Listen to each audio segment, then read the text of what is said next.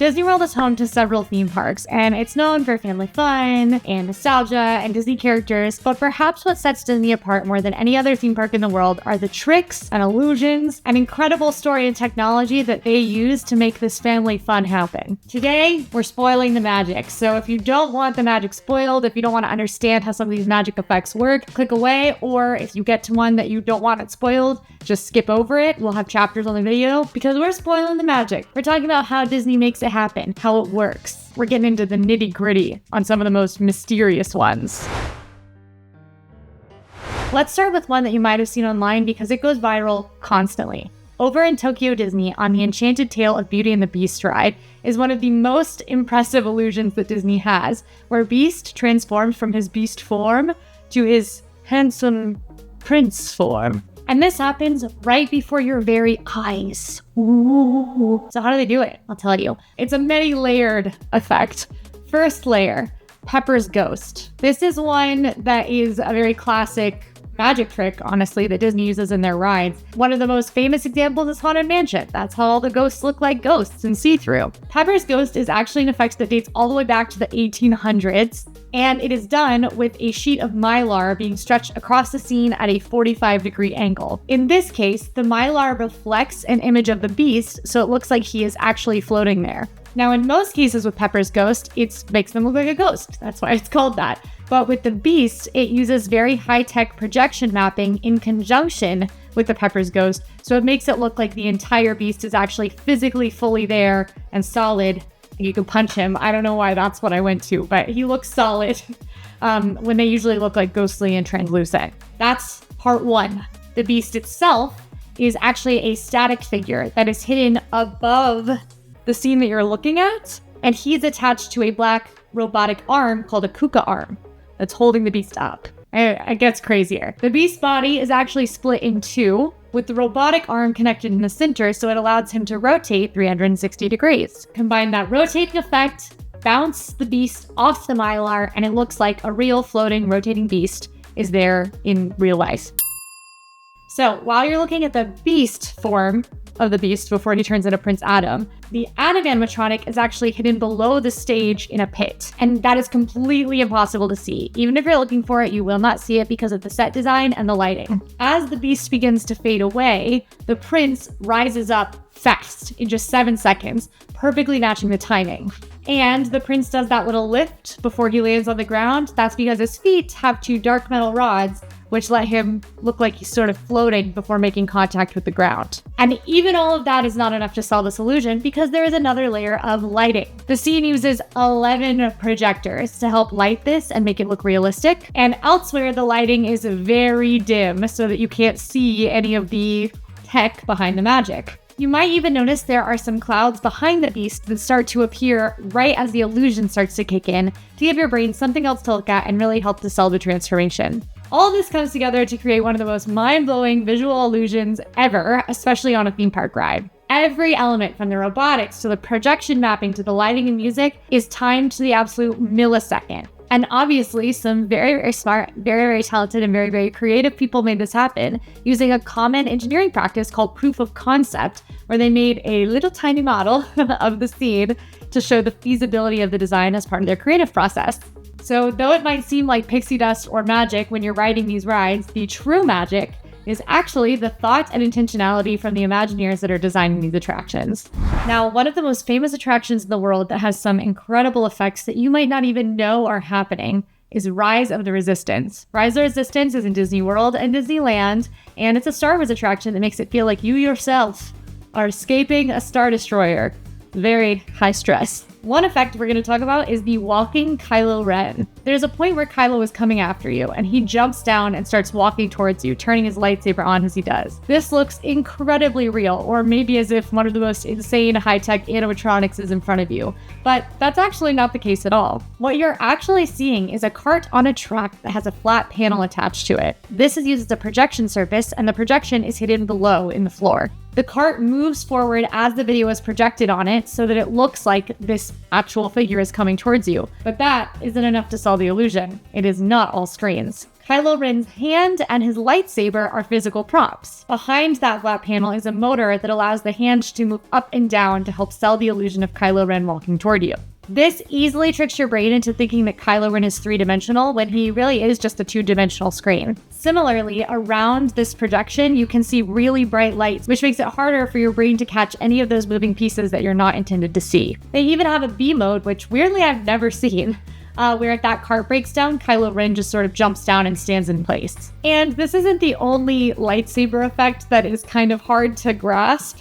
There's also a point just after you see walking Kylo where a lightsaber slams down into the top of the lift that you're in and starts carving through the roof. Now, warning for this one, once you know it, you can see it. So for me, this definitely sort of ruined the effect, but I like knowing the behind the scenes magic. I'm the girl who watches a magic trick and then starts asking everybody how they did it. And then I go home and I find out, and then I have to keep it to myself because my friends are like, I don't want to know. I like to think it was magic, and that's fine. So the main mechanical element of this effect is that there is a rotating disc mechanism that's hidden up in the ceiling. And this rotating disc has this thick, curved cutout that looks like a hole that's been carved by a lightsaber. Kylo's physical lightsaber is mounted on a different disc, that moves up and down and rotates very, very quickly to give the lightsaber that laser look. And then while that is happening, that comes down through the hole, and the disc with the carve out in it, that disc rotates so that it looks like the lightsaber is creating the hole. And then we've got another projector involved, because around this, these projected static embers go around the lightsaber to make it look like there's a real laser cutting situation happening. Let's grab one from Disneyland. Over in Disneyland, there is the Indiana Jones ride. Now, what is the most iconic visual from Indiana Jones? It's either him grabbing his hat from under a door or him running from a giant boulder. And sure enough, there is a giant boulder in the Indiana Jones attraction in Disneyland. Close to the climax of the attraction, you enter a very dark chamber with Indiana Jones hanging overhead on a rope, telling you to let him in the car, which you better do. I mean, it's Harrison Ford. Who wouldn't? Right after this scene cues a giant boulder that rushes towards you as if threatening to crush you, just like Indy. At this point, you back up a little bit, trying to escape the boulder, and then surge forward, seemingly escaping by dropping into a lower chamber. All of this, magic, and that is to say technology. Even though it feels like you're moving backwards during this sequence, you actually are not. All of the walls, everything that you can see, and the tunnel pieces are all built on tracks that are able to move forward that make you feel like you're moving a little bit backwards as they do. The boulder looks like it's rolling a lot, but there's a hidden sled that moves it actually only a very short distance. So this is able to look like a whole lot of motion when actually not a lot of motion is happening at all. Pretty cool. The most mind-blowing effects I have ever seen on a Disney attraction were in some of the newest rides in Tokyo Disney Sea, particularly the new Frozen ride, Anna and Elsa's Frozen Journey. The animatronics on this ride are unbelievable. It is like you have hopped into the movie in real life. It is so crazy. Now, a lot of the effects that you see in this attraction are projection mapping, though you would truly never know that. I literally was like, everything is real. I'm looking at real. Everything in it I'm seeing is all real. There are two effects that jump out as the most spectacular, both of which you may have seen going viral around the time this ride opened. The first is when Elsa freezes all of Arendelle. This looks incredibly complicated when it happens. You're in a big room that looks like you are outside of Arendelle Castle. There are many animatronics, Hans and Anna and Elsa and Prince Wesselton, King Wesselton, the Lord Wesselton. What is his title? Regardless, he's there. Elsa gets upset in this scene, just like she does in the movie, and shoots out her magic, freezing all of the courtyard that you're in, all of Arendelle Castle, and everyone's horrified, called her a monster, and then it gets sad, but then she sings Let It Go, so it's a good thing it happened. Because there are so many components in this scene, it may seem very complicated,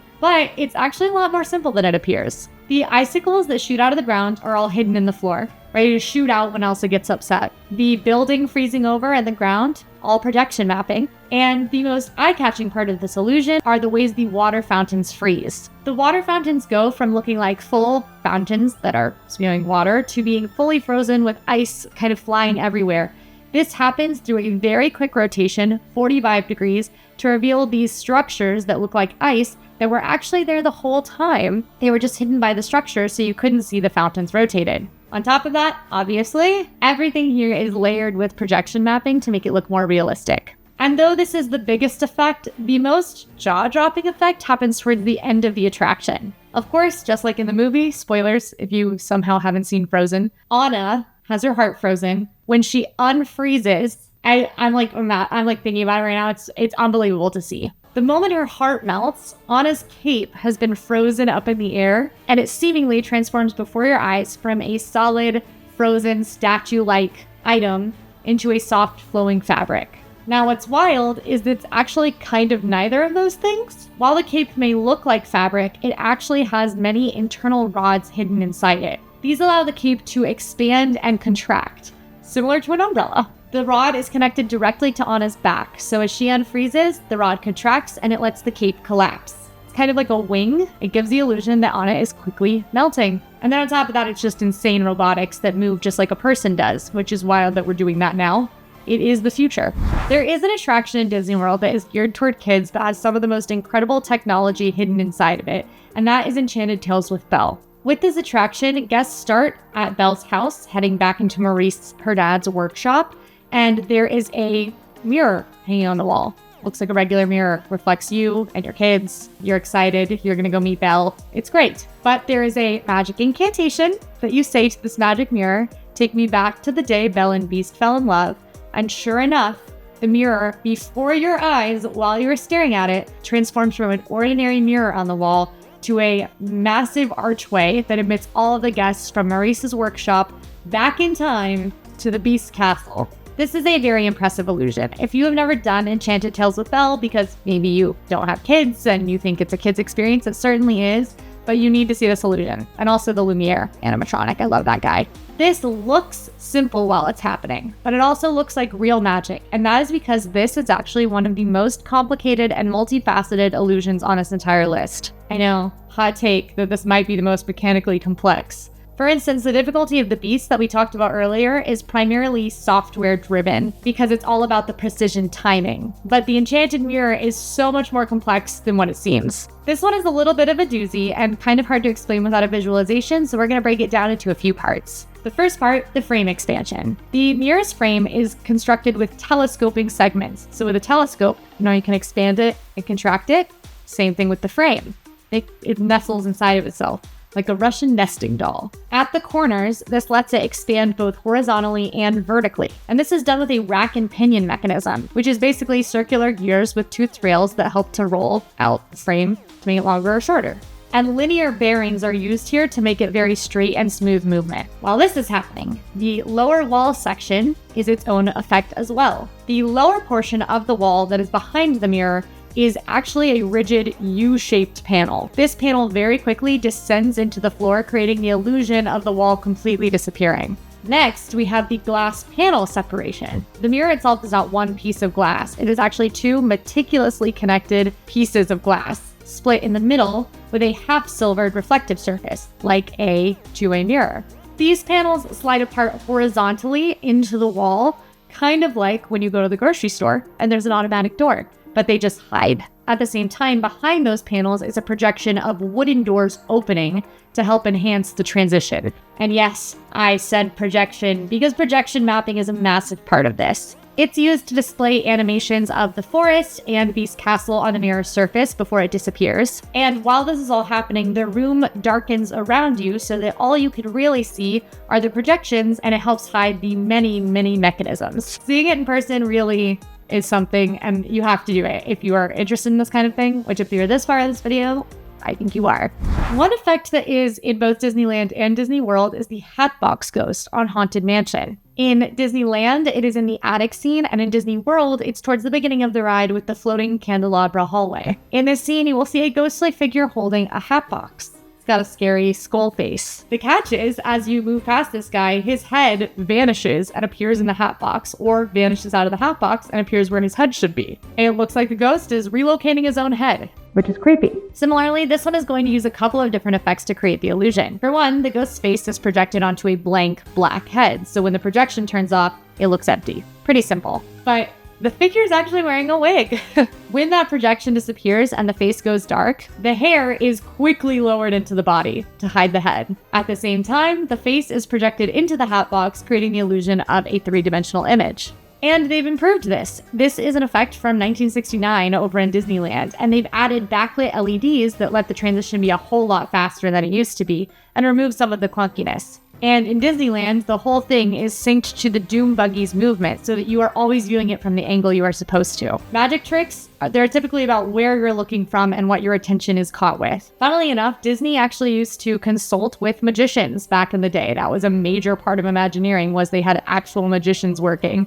And I think they're headed in that direction again of bringing some magicians in creatively. Another Haunted Mansion effect is the stretching room. This is perhaps one of the most famous Disney special effects of all time. The stretching room is the pre-show for Haunted Mansion, and it is a room that you stand in with no windows and no doors that appears to stretch all around you. There's actually different ways that this works. In Disneyland, for instance, it is an actual elevator, whereas in Disney World, it is just a mystically stretching room. As you hear the ghost host, the ceiling seems to stretch, the room getting longer and longer. And portraits in the room elongate to reveal the grim fates of those painted there. Now, the original version of the effect, the ceiling is not stretching at all.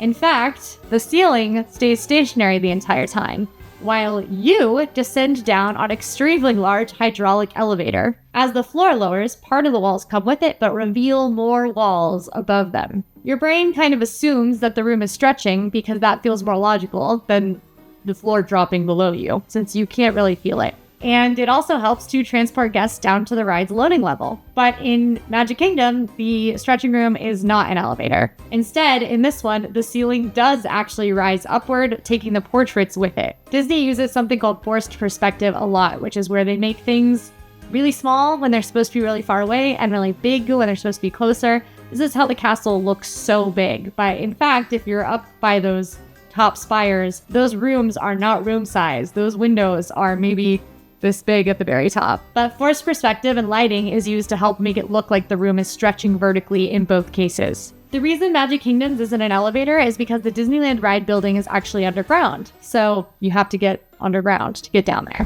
Another one that's in both Disney World and Disneyland, Mickey and Minnie's Runaway Railway. And you know what I'm talking about here most likely, it is the pre-show. So you're watching a normal cartoon until all of a sudden the cartoon gets a little crazy and actually explodes the real life wall standing in front of you. And that tear in the screen becomes the opening that cast members lead you through into the rest of the ride. The animation of that rip is perfectly timed to match the physical opening happening behind it so that it looks like the animated rip is causing the physical opening. So there's no visual disconnect here. And what looks like the solid movie screen in front of you is actually a set of retractable panels, like a hidden sliding door or folding panels. These panels pull back and slide away instantly as the explosion animation happens, which creates the real hole for guests to walk through. So from your point of view, it looks like the cartoon has broken into reality. And a couple of lighting cues, big flashes, as well as a lot of fog pouring out of that explosion helps to make it so that you can't see any of this happening. And you guessed it, the room dims slightly as this is all going on, so it's just another way that your brain is tricked. Waterfalls in Pandora. There are a couple. There is one very, very high up in the floating mountains, and there's one on Navi River Journey, neither of which are real at all. The one outside in Pandora is actually I believe, plastic wheel that just rolls, and it makes it look like there is a massive waterfall really far, using that forced projective. But the one on Navi River Journey is a lot more complex. About halfway through the ride on your left, there is a little waterfall that is bubbling and there's critters on logs all around. It looks like real water is flowing down these effects, which would make sense because you're on a boat ride. But in fact, there's no waterfall here at all. It's actually a projection, and then the real water at the bottom of the waterfall is made to bubble so that it helps sell the illusion. Here's a very fun one. Roger Rabbit cartoon spin in Disneyland. Towards the end of the ride, Roger helps you get out of a sticky situation, or should I say dippy situation, by using a portable hole. Just like you always wanted to, you grab a hole, you slam it into the ground, you hop into it, and you go wherever you want, like a toon does. It looks like you're approaching a dead-end wall in the Gag Factory, but Roger Rabbit appears holding a flat portable hole and is ready to apply it to the wall. This portable hole is actually the entrance to a tunnel that is already there. Basically, there is a large stationary outer tube and then a smaller inner tunnel that has mirrored sides. As you're approaching, that mirror reflects the surrounding wall, which makes the tunnel appear just like a flat black circle against the wall. But as Roger's arm extends, the inner mirrored tunnel physically slides backwards out of view. At this point, the mirrors tuck away, and the actual black painted interior of the tunnel is revealed. The goal here is to convince riders that a flat cartoon hole has magically opened a real tunnel in the wall, letting them escape the terrors of dip and the weasels. Alright, last but certainly not least, some other of the newest effects in Disney World with Guardians of the Galaxy Cosmic Rewind. First up, let's talk about the teleportation. When you're getting on Guardians of the Galaxy Cosmic Rewind, you go into a teleportation chamber. Lots of people go into a teleportation chamber, like 50 probably, and then the lights cut, and you are teleported from Earth to a Nova ship, the room becoming massive all around you. Now, if you look closely as you walk into this teleportation chamber, you might be able to see a little bit about how this effect works. Look for translucent wire cables that are attached to the circular divider above you. Once the light goes out, there are winches that pull these cables up within 5 seconds, removing the dividers, which look like walls, from all around you and reveal the Nova ship and the cosmic generator. The lights cutting and a lot of flashing lights help to distract you from the wires and the movement. It happens instantaneously. The more you see it, the more you might be able to catch this illusion in action, but the first few times I saw it, it happened feels like that. And that is right before another incredibly impressive illusion, which is the cosmic generator disappearing before your eyes. And this illusion is especially fun because it is not what you think it is. That cosmic generator looks like a sphere, but in fact, it is only half of a sphere, and the back half of it is a mirror. So it's reflecting the front half to make it look like a full sphere. And it is a very clean mirror. That's always the thing with these illusions. They are really keeping these mirrors clean. That physical display case that you're seeing is only a 3-sided structure that is placed slightly above guest height to make sure that that mirror only reflects the cosmic generator and not my face going, "How are they doing that?" Because I think that would spoil it. And this mirror is a one-way mirror, so the front will reflect, but the back is not reflective at all. This means that all of the color and physical appearance of the cosmic generator can be reflected through the see-through part of the mirror from behind, which also makes it look like the cosmic generator is making all of that warpy cosmic generating magic by itself. When the lights go out, within a very split second, that generator prop is slunk down into the base. And those are some of Disney's most famous tricks and illusions explained. The tech, the innovation, the creativity, and the absolute dedication behind the magic. I know this was a bit of a different video, but I really had fun making it. Our team really had fun researching it. I hope you guys thought it was cool. If you did, let me know by liking this video. That helps us know to make it again. And comment the secret code so I know you made it all the way and maybe want to see something like this again. Plus, if you're not subscribed, please do subscribe. We upload tips, info, games, and more from Disney World and beyond all week, because we are serious about fun. Thanks for watching. I'll see you guys next time.